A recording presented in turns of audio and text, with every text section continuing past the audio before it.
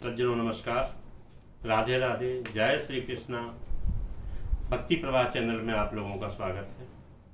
आज हम वैशाख महात्म कथा के अंतर्गत 18वें अध्याय की कथा लेकर आए हैं।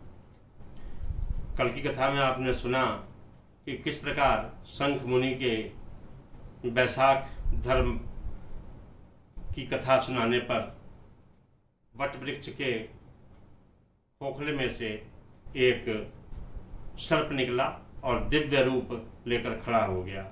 अब उसी सर्प से आगे शंख प्रश्न करते हैं, तो आगे की कथा करेंगे। लेकिन सज्जनों, जरा आप लोगों ने अभी तक अगर हमारे चैनल को सब्सक्राइब नहीं किया हो तो उसे सब्सक्राइब कर लीजिए और साथ ही बेल आइकन भी दबा दीजिए ताकि हमारे अगले वीडियो की सूचना आपको समय पर प्राप्त हो सके। आइए कथा आरंभ करने के पहले एक बार गणेश जी को प्रणाम करते हैं। गजाननं भूतगणादिसेवितं कपित्थजम्बूफलचारुभक्षणम् उमासुतं शोकविनाशकारकं नमामि विघ्नेश्वरपादपङ्कजं। नमो दिव्यै महादिव्यै शिवाय सततं नमः। नमः प्रकृतिभद्राय नियता पर्णतास्मतां गणेशंबिकाभ्यां नमः। एक बार गुरुदेव की वंदना कर ले। गुरुर् ब्रह्मा गुरुर्विष्णु गुरुर्देवो महेश्वर गुरु साक्षात् परब्रह्म तस्मै श्री गुरुवे नमः। बोलिए श्री सद्गुरुदेव भगवान की जय। श्री हरि विष्णु भगवान का ध्यान करें। नीलाम्बुज श्यामल कोमलांगं सीता समारोपित वाम भागं पाणौ महासायक चारु चापं नमामि रामं रघुवंशनाथं। अच्युतं केशवं राम नारायणं कृष्ण दामोदरं वासुदेवं हरि श्रीधरं माधवं गोपिकावल्लभं जानकी नायकं रामचंद्रं भजे। बोलिए श्री हरि विष्णु भगवान की जय। वासुदेव भगवान श्री कृष्ण की जय। कथा का आरंभ करते हैं। श्रुदेव जी कहते हैं, हे मिथिलापति, वह सर्प वृक्ष के गिरने पर निकलकर एक दिव्य रूप धारण करके शंख मुनि के आगे हाथ जोड़कर खड़ा हो गया। तो सर्प ने कहा कि हे मुनिवर, पूर्व जन्म में मैं प्रयाग का एक ब्राह्मण था। मेरे पिता का नाम कुशीद मुनि और मेरा नाम रोचन था। मैं धनाढ्य, अनेक पुत्रों का पिता और सदैव अभिमान से दूषित था। बैठे बैठे बकवाद किया करता था। बैठना, सोना, नींद लेना, मैथुन करना, जुआ खेलना, लोगों की बातें करना और सूद लेना, यही मेरे व्यापार थे। मैं लोक निंदा से डरकर नाम मात्र के शुभ कर्म करता था, सो भी दंभ के साथ। उन कर्मों में मेरी श्रद्धा नहीं थी। इस प्रकार मुझ दुष्ट और दुर्बुद्धि के कितने ही वर्ष बीत गए।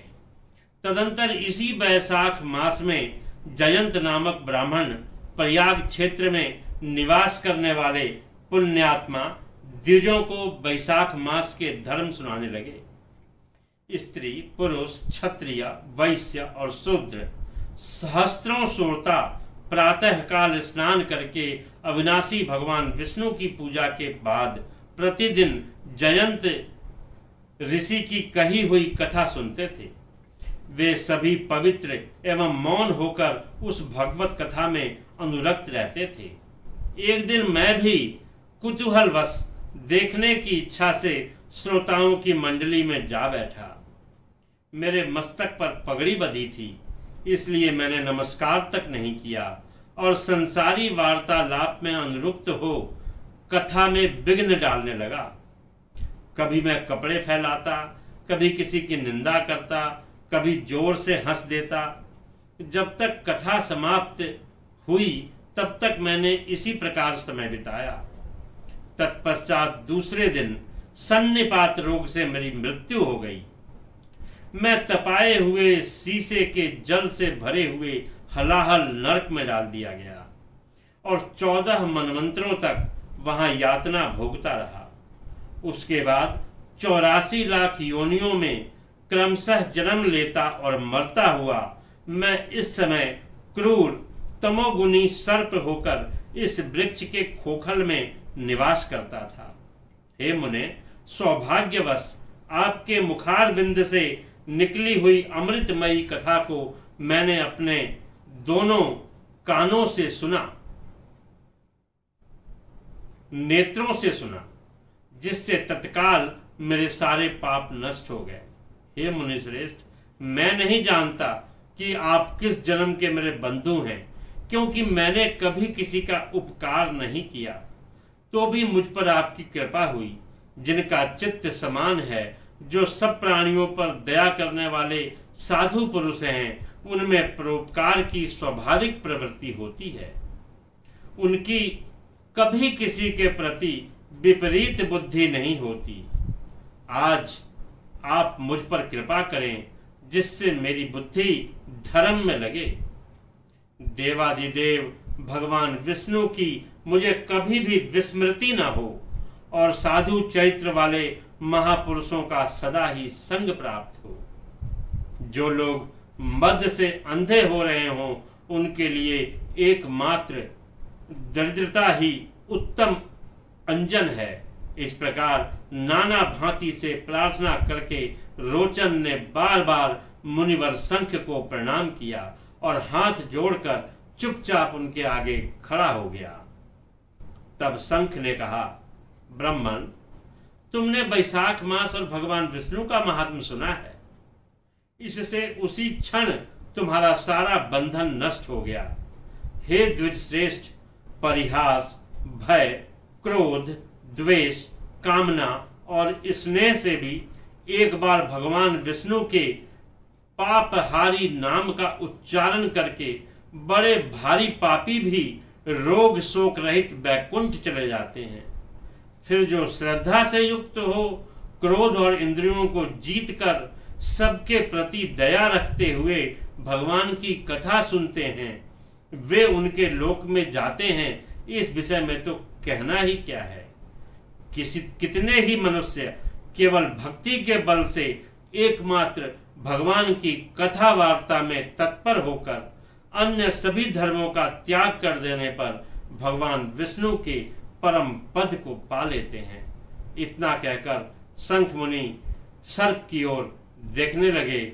और सज्जनों, यहीं पर हमारी कथा का 18वां अध्याय समाप्त होता है।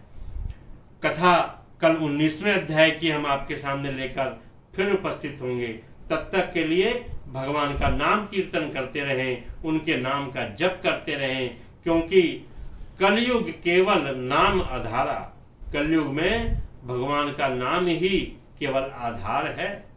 और कई बार कहा जाता है, भगवान से बड़ा भगवान का नाम है। तो भक्तों, भगवान का नाम लेते रहिए, उनका नाम जपते रहिए। आइए बोलते हैं, हम लोग सभी भगवान का नाम बोलते हैं। ओम नमो भगवते वासुदेवाय, ओम नमो भगवते वासुदेवाय। वासुदेवाय बोलो वासुदेवाय, वासुदेवाय बोलो वासुदेवाय। ओम नमो भगवते वासुदेवाय, ओम नमो भगवते वासुदेवाय। वासुदेवाय बोलो रामचंद्राय, वासुदेवाय बोलो रामचंद्राय। ओम नमो भगवते वासुदेवाय, ओम नमो भगवते वासुदेवाय। वासुदेवाय बोलो कृष्णचंद्राय, वासुदेवाय बोलो कृष्णचंद्राय। ओम नमो भगवते वासुदेवाय। राधे राधे। जय श्री कृष्ण।